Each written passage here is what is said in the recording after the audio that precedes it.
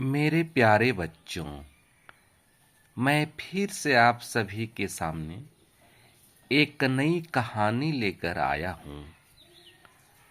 कहानी का नाम है बंदर ने झूठ कहा। तो मेरे प्यारे बच्चों, अब इस कहानी में देखते हैं और जानते हैं, सुनते हैं कि बंदर ने कहाँ पर झूठ कहा और क्यों झूठ बोला। तो चलिए अब देर नहीं करते हुए कहानी की ओर बढ़ते हैं। बहुत समय पहले एक दिन एक बंदर समुद्र में जहाज से यात्रा कर रहा था।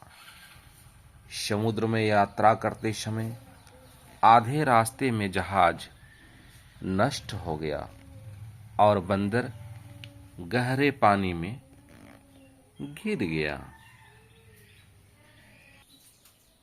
सौभाग्यवश पास ही एक डॉल्फिन तैर रही थी। उसने अपनी पीठ पर बंदर को बिठा लिया और तैरने लगी। तैरते समय उसने बंदर से पूछा, क्या तुम मानो हो?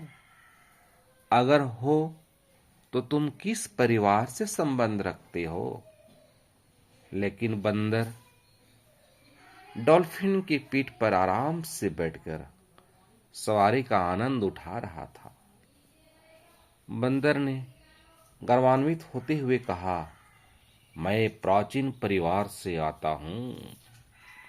मेरा परिवार हमेशा से वहीं रहता है।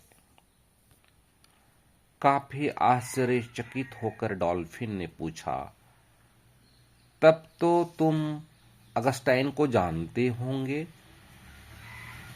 वे उस द्वीप के राजा हैं जहां हम पहुंचने ही वाले हैं।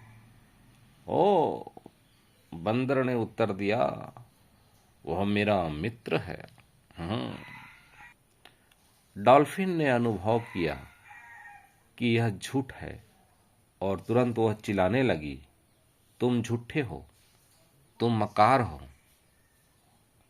तब वह गहरे पानी के अंदर चली गई और बंदर को पानी की सतह पर छोड़ गई।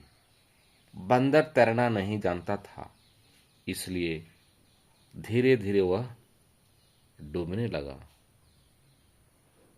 तो मेरे प्यारे दोस्तों, मेरे प्यारे बच्चों, इस कहानी का आशय तो आप लोग समझ ही गए होंगे कि कभी भी जीवन के किसी भी क्षण में हमें झूठ नहीं बोलनी चाहिए।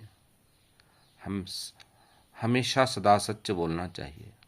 अगर ये बंदर सच बोलता तो डॉल्फिन को अच्छा भी लगता और उसको समुद्र के किनारे सतह तक उसको पहुंचा देती।